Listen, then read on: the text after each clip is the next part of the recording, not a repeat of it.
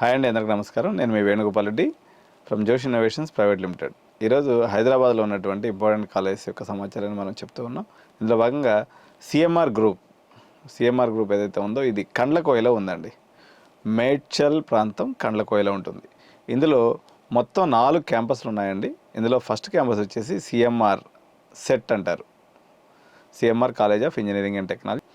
మీకు fee plus donation కొన్ని సందర్భాల్లో ఇస్తూ ఉంటారు, లేకపోతే ఒక 10 to 11 lakhs ప్యాకేజీ సిఎస్సికి తీసుకుంటూ ఉంటారు.